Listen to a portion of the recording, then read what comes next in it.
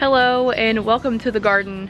Today is our week 4 full garden tour.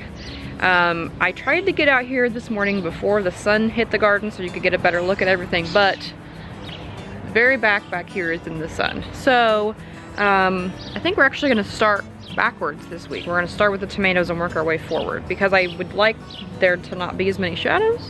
The last couple days we have been getting the remnants of Tropical Storm Cristobal.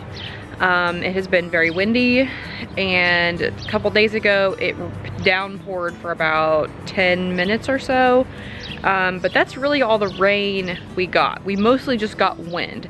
So I had to come out and tie up all the tomato plants. Some of them need tied up again because they have grown so much in the last couple days from the rain, but most of them are doing okay. I mean, honestly, they're all doing okay. I don't know that there's any that aren't doing okay, but let's head to the back of the garden and not trip and take a look at these tomatoes. So first up we have our Costoluto Genovese. I don't know how to say it.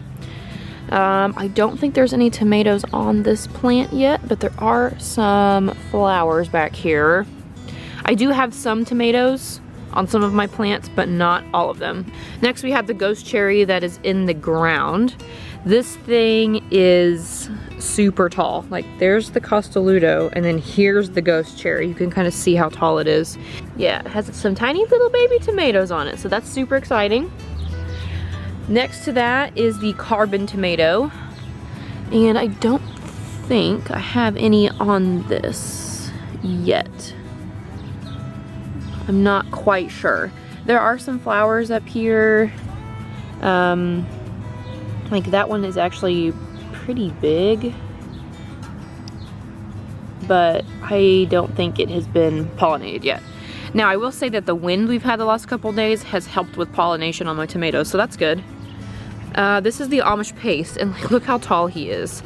And he's in the sun now, but you can see how tall he is. He's also attached himself to the fence somehow, so I'm gonna try to keep that from happening.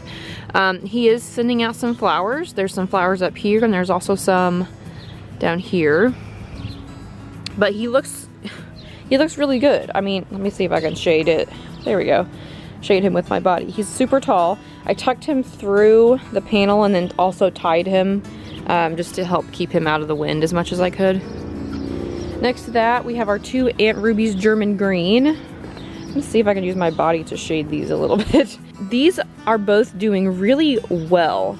Their leaves are starting to get like normal tomato size, and they're starting to just like really take off. There are some flowers up here. They have not quite opened yet. This is the one that was out before that last frost we have. And this is another Aunt Ruby's, and this one also has some pretty big leaves on it now. And this one also has some flowers down here. You can see those down in there. Next to that is our large red cherry.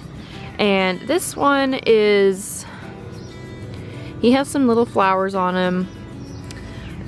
He has some more up here, but I don't know. His leaves are still kind of small. He's doing okay. I mean, he's growing, but he's still just a little, I don't know, kind of shrimpy. So we'll see how he comes into it in the next couple weeks. And then next to that, we have our two Kellogg's Breakfast. This one was in the frost and this one was not. So this one's a little bit taller.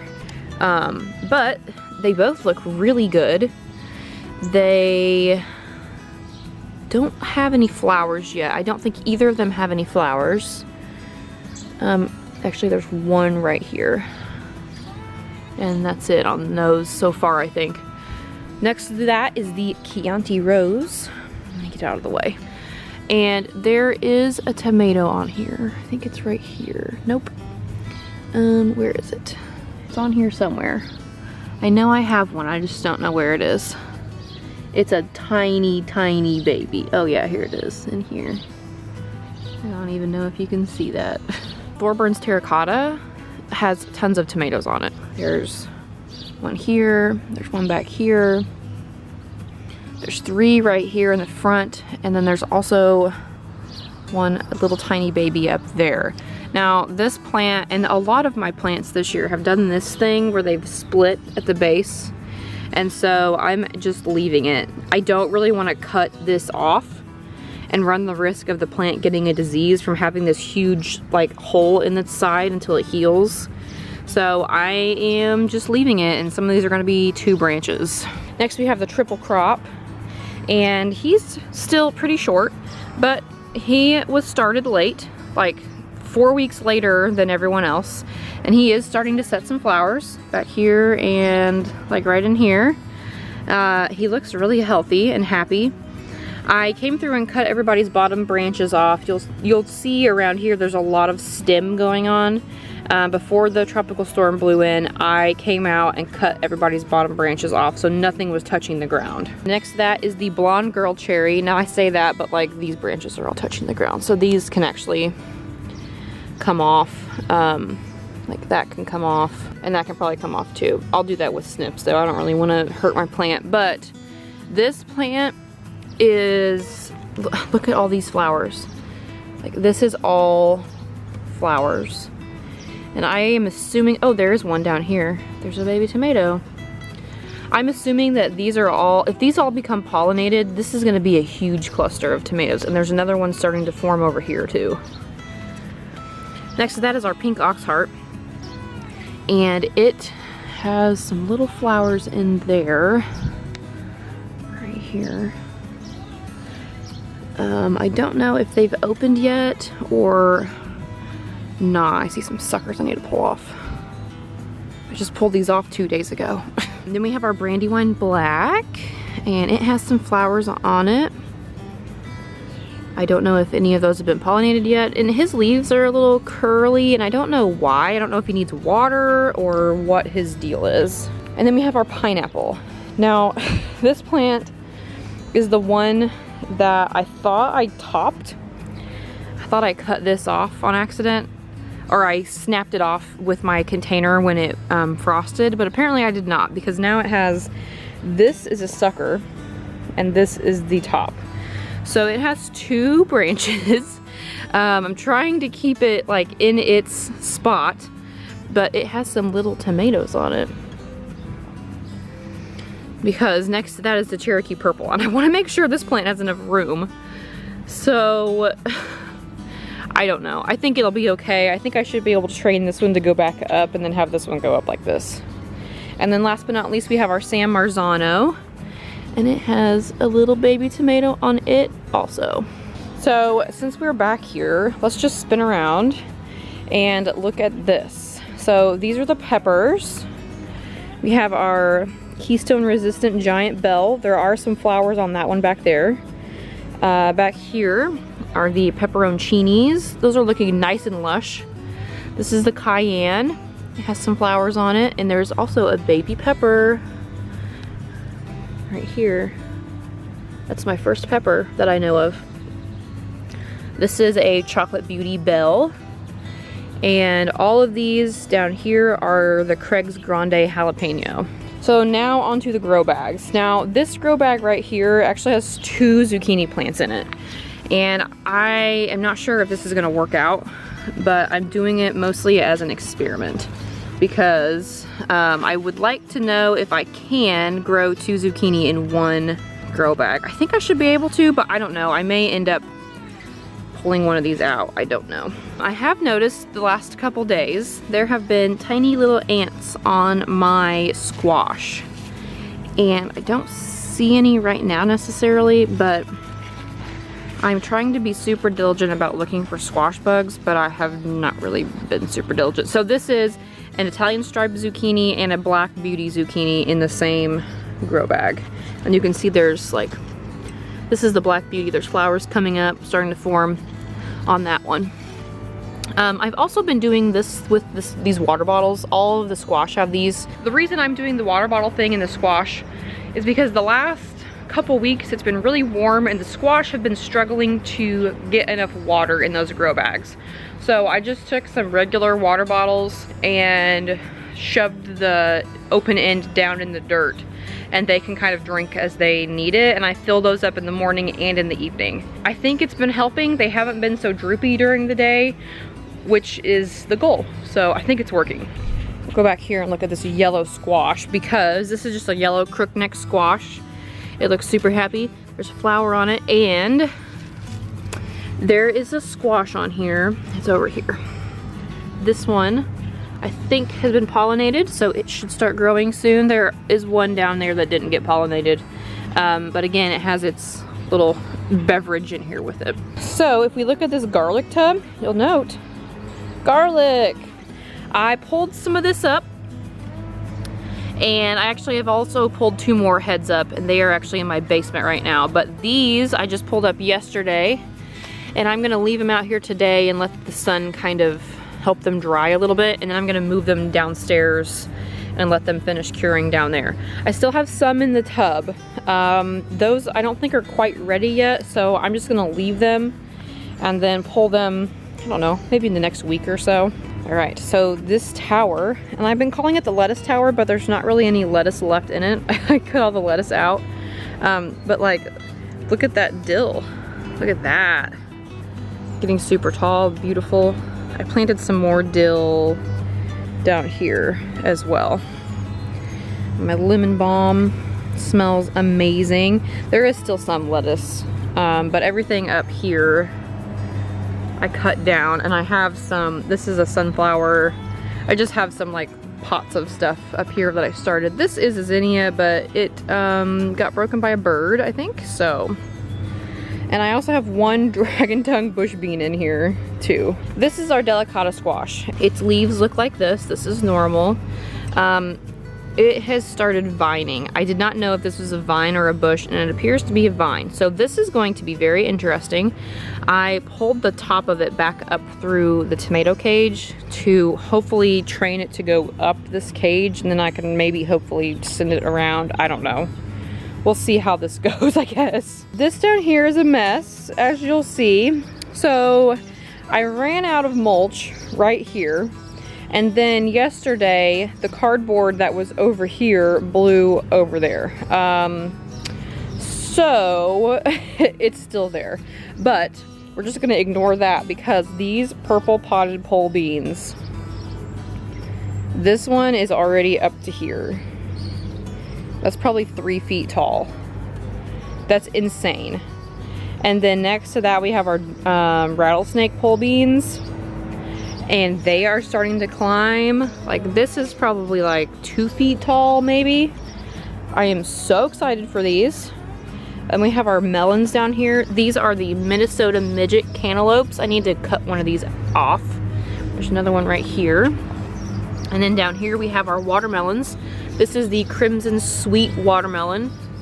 There's a couple more down here. I need to pull one of these out too. If we go over here, just ignore all this. These are the green dragon burpless cucumbers. They're finally starting to kind of take off. I need to cut one of, I'll probably cut that one off. And then finally, I had to plant it 2 times, but this is a muncher cucumber plant. So that makes me super happy. Now, look at these monsters. The last garden tour I did, I went back and looked at it, and these were nowhere near as big as they are now. These are the peas. This is the golden sweet pea and the mammoth melting snow pea. And they are, I mean, you can see, they are absolutely just covered in peas right now. I came out this morning actually and cut probably about 15 off of these plants. Like, there's more out here. I'll be picking more peas tomorrow morning. They are finally starting to produce, and I'm not sure when they're going to stop, but like, they're sending out more flowers. So I'm just gonna leave them here and just see what happens. Once these do finally die back, I'm going to plant some Kentucky Wonder pole beans here, but those are a super fast grower, so I'm not concerned. But like, look at that, peas upon peas. So let's go back over to the entrance part of the garden. Here's the strawberry patch, and it is done for the season. There are no more berries on it, which is okay. There's always next year. I am going to, this fall, I'm gonna get like a raised bed planter, like one with legs, that's like a normal like table height, and put those strawberries in it, because it's kind of hard to pick the strawberries since they are like on the ground, and to avoid them taking over the whole garden because they are sending out runners and they are just shooting them out as fast as possible, and I have to come out and turn them back into the patch. So to avoid them taking over the whole garden, I'm gonna get them their own bed and let them take that whole thing over. All right, so next to the strawberries, this is our bush bean patch. This is the Royal Burgundy bush bean, and these are purple bush beans. I don't see any flowers on them yet necessarily, but they're still young. And then we have our top crop bean, which is just a green bean. And these leaves are a little bit smaller, but they look really good. And then down here, so this and this are the jade bush beans. And I planted jade bush beans in this whole area, and the only two that came up were those two. So I bought some dragon tongue bush bean seeds, and all the rest of these beans that you see in here are the dragon tongue bush beans. So we're gonna have a mixture of beans in this area. Now, these have been in the ground, for 2 or 3 weeks, I think. So I think this weekend, actually, I'm going to push some of this mulch back again and plant some more beans in here, just kind of succession plant some more beans so that way they can produce for longer.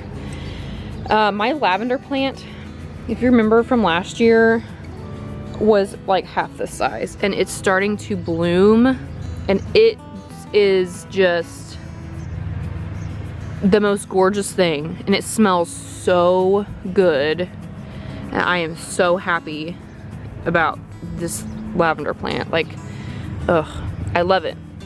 So this is the Black Seaman tomato. This is a determinate tomato, which is why it's up here by itself. And it was not doing super well. Its bottom leaves were not looking great, but it had set a bunch of flowers. There is at least one tomato. There's a tiny baby. I think there's probably another one on here. So we'll see what happens with this. There's some more flowers coming up here. But the top leaves, you can see now, look great. They look super healthy and happy, so I'm assuming it is better. I don't know. There's another dill down here. It's kind of getting overpowered by the lavender, but it's still growing. And then this is the ghost cherry plant I have in a grow bag, and it is huge. It was planted a week after the one in the ground, and it's already as big, if not bigger, than the one in the ground. Now, there is also a bottle in this, because these grow bags, I think they don't hold water super well, and they're black, so they get warm. So this is actually an oat milk bottle, and it's like a 48-ounce bottle. So I filled this up last night and stuck it in here, and it still has some water in it. So he is still drinking the water, which is good.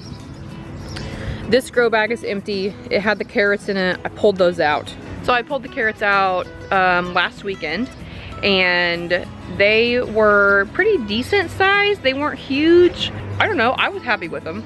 I actually made some pesto with the tops, with the carrot tops, and it was pretty good. You're supposed to use like the young leaves from the carrot tops, but I actually just used all the leaves, and so it was like the tiniest bit bitter, but it still tasted really good. I just made it like you would a normal pesto, and then tossed it with some pasta, and it was pretty good. So I got those pulled up.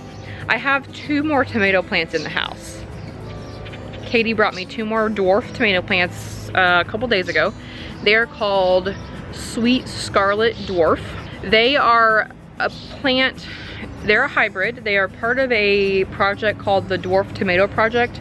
The company Tomato Fest is kind of like the organizer of this dwarf tomato project. And this tomato plant is supposed to be a dwarf, and it's supposed to produce tomatoes that are 10 to 16 ounces, which is like 16 ounces is a pound. So if that's making a pound-sized tomatoes from a dwarf plant, I am intrigued. So one of those is going to go in that grow bag where the carrots were. The other one, I will have to get a pot out of the garage and put it in there. But I am super excited about those tomato plants. Dwarf tomato plants just kind of blow my mind, and I am super intrigued by them this year. So there's one more thing I want to show you, and then we'll wrap it up. And that one more thing is this. This is a zinnia. These are called candy stripe zinnias. This one is so close to opening, and it's starting to shoot off like more stems. And then this one is also getting closer to opening. And I'm so excited to see what these look like. Like, from what I can tell, this is gonna be absolutely gorgeous. So that about wraps it up. That is our week 4 full garden tour. Things look very different now than they did the last time you saw a full garden tour.